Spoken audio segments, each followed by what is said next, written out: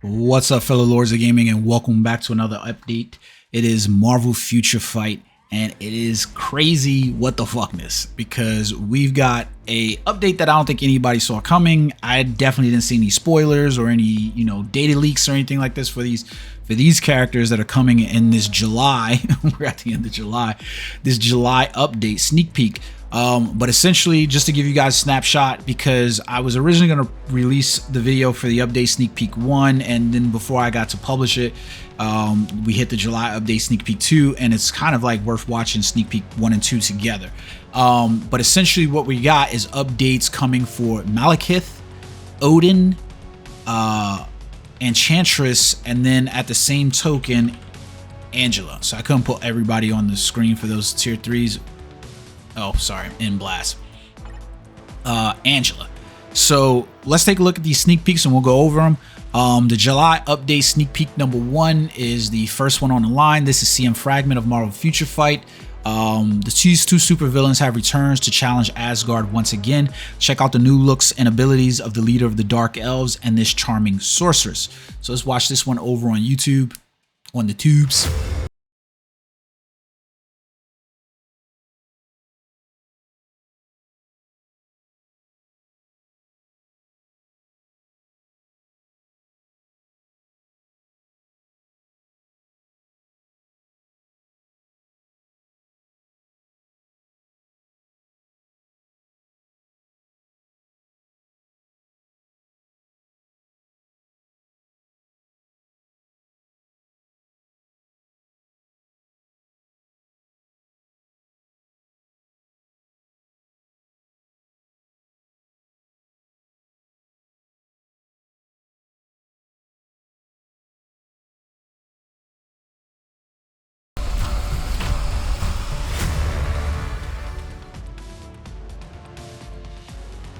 So this is a pretty dope update in my opinion. Like this, the view of Asgard right here that they created, it's so crazy to me with how much they do with so little in terms of like frames and stuff like that inside Marvel Future Fight to just give you an overall feeling concept.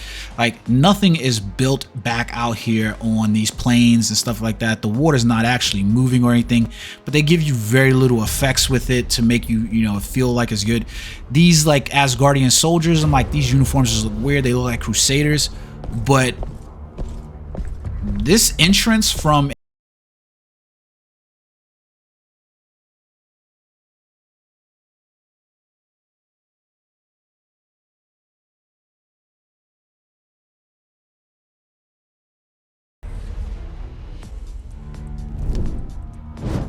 this looks absolutely amazing to me, right? Like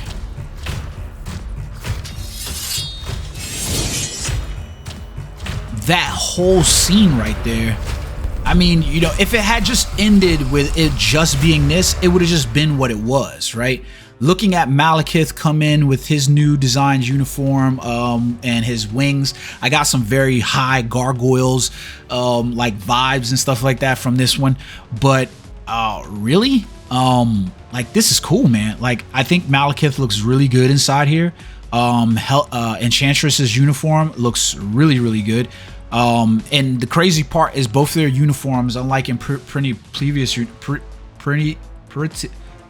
previous releases where we've seen these videos and the uniforms look like wonky and stuff like that, these uniforms look great even inside the trailer. So I'm really excited to see that that piece inside of here. I just think it's a cool look. Now if you're not familiar with this look for Malekith basically came during the War of the Realms storyline. I didn't really read a whole lot about the War of the Realms things that like I followed mostly online with for like most of people's thoughts, like especially like Comics Explained and stuff like that. But it's crazy because he's basically getting this sword, all right, and he's using a symbiote to manifest the all black necro sword, and it's like so it's It's crazy that we're getting this. Maybe that means that we're gonna probably soon hit a null tier 4 in the future. And then we get Enchantress inside here as well. So this should be really cool to see as well. So I really dug that sneak peek, right? I thought that was a really good opener for it. And I was like, this came out of left ballpark, so it's just cool anyways. But then they rolled into sneak peek number 2 right before I released the video, and we get July update sneak peek number 2. This is CM Fragment of Marvel Future Fight. The most powerful being of the 10 realms had another descendant and is ready to spread her wings. Check out the new look and powers of the King of Asgard and the Warrior of Heaven. We will announce more information through update details later. So this is the last update detail that you're gonna get. Let's watch this video though.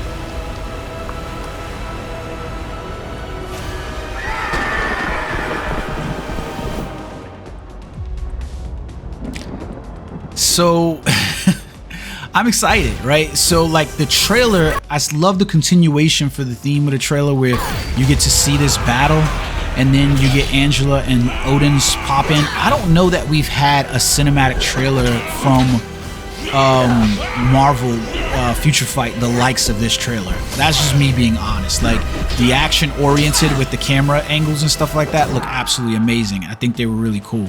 Odin popping in here has a very different design look. I'm dying to see what it is. I want to point out some things in here. Number one, Angela joins him with her wings. If you're not familiar with Angela, she basically was a Spawn character. Todd McFarlane and Neil Gaiman, who's happened to be the creator of Sandman as well, had a little legal battle over the character, and she was brought into the Marvel Universe when Neil Gaiman basically returned, and she was kind of renamed as well. So she still goes by Angela, but her name is Aldrich, Odin's daughter, and she basically, you know, became like, you know, Thor's long lost daughter. That's basically what it is. So she's getting a new look in uniform, looking more like a Valkyrie or Brunhilde or something like that inside here. She looks really cool. I think the uniform looks really cool. What I'm most excited about though is Odin, right? So we get the look of Odin sitting here, and pay attention that he's carrying Mjolnir. That's very different than the current version of Odin with his spear inside the game that we have now. And along with that is that he has the Sleipnir. So he's astride Sleipnir in the entire. It's not like he dismounts from this from the horse.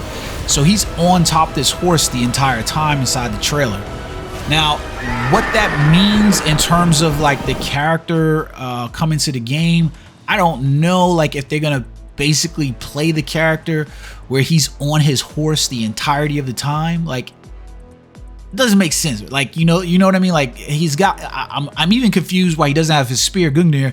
But it is what it is, right? I'm dying to see the changes that they're going to make for the character. My anticipation for Sleipnir being included is that maybe it's going to be part of like his T4 or, you know, his T4 package and kit, something like that, where it's going to be like he just happens to stride mount, you know, Sleipnir for that ability or something like that, which would be really, really cool. It's dying to see what he looks like. I think the majority of players are going to be really excited about Odin specifically. So that's why I'm spending so much time on him. That's not to say that like the introduction of these characters doesn't bear weight. I just find that right now where the game's currently sits, meaning your value in what you should be investing in isn't really tier 3 characters, right? So especially where we're on rotation for characters, and if you're a free-to-play player or even just a mini whale like myself, you know, the investment in tier 4s for just not only for the monetary value, but for the resource is your stakes are going to be a little bit higher in terms of, as frequently as receiving tier 4s, who do you invest in as your resources get drained. And when we look at like Malekith and Enchantress specifically, you're comparing those characters against blast type characters. So like if I was comparing Malekith just to the male supervillains, he's going to get a tier 3, and that means that in tier 3 he's going to compete against Magneto. Or, you know, he's going to compete against Magneto tier 4. What skills is he going to come with that Magneto doesn't, that's going to make him viable for you to be able to use? Is he going to be a PvP character switch or something like that where we don't use Magneto? That would be a way to get this tier 3 to shine over maybe the likes of Magneto, but I don't think that's going to happen, and it's just going to be hard pressed to do that. You get a villain blast female. Excuse me, can't speak. You get a blast villain female, and this is a good intro for the character in terms of tier 3s, because when you look at blast tier 3s inside here for just females, you'd really be concerned about who we're getting down the road in terms of villainous blast tier 3 females. We don't have a whole lot of blast tier 3 villain females inside here for her to stand against, so even at tier 3 she will stand her weight, and there's not even a lot of blast villain females that you would really look inside here and be like, these females are likely to get tier 4 before I doubt they'll probably introduce some type of blast tier 4 female before her, but there's not a lot of villain females inside here in the pool in the first place for her to necessarily compete against at tier 3. So I think there's going to be value inside of Enchantress. Not to mention, if you go back to this Summer Days uniform, which I anticipate will be on sale for this update, the uniform was a special uniform. So like, you know,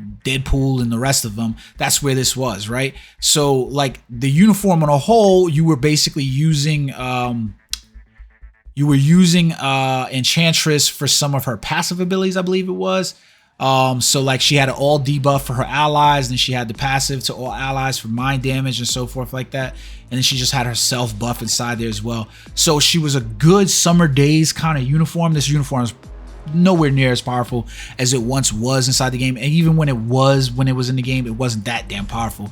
But I think that, you know, the new look of what we get back for Enchantress will probably be really, really good, especially from the trailer. Malekith, by the same token, he doesn't necessarily have a lot of blast villains that he's competing against right now outside of Magneto. The problem that I find with him is there's enough blast villain males that you would be concerned about where you're leveling up Malekith for, right? It's not as if Malekith will receive another, like the odds that we're gonna think about how long it was since the last uniform that we received Malekith for.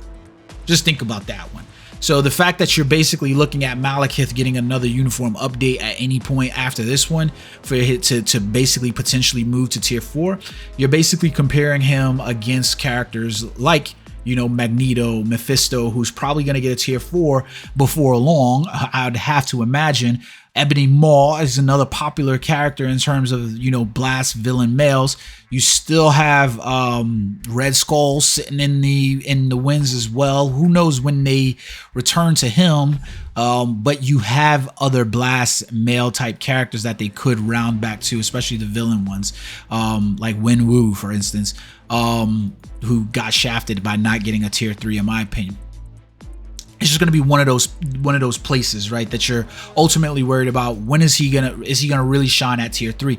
As tier 3 characters don't kind of make much sense there. And then when you look at Angela, right, Angela what did I do? Oh, my blast, excuse me. So then you get Angela in here. She's a universal character, right? Universal, and she's got her awakening, but I don't know that she's going to be a tier 4 character. Like, it'd be cool to see this universal female get a tier 4. She does have her awakening. I never unlocked her awakening just because there was no reason to. That's just a pure honest to God truth. There was no reason to awaken Angela, especially I think the way they did her. She didn't get a uniform for her awakening. It was just like, here goes Angela, and then, you know, this is her awakening, the same way they did with Scourge. So now that she's getting the update, is she going to see a tier 3 or is she going to see a tier 4 in this update? It'd be cool, I think ultimately cool, if she did get a universal update in terms of getting to tier 4, and you basically got you know, both Odin and Angela at tier 4.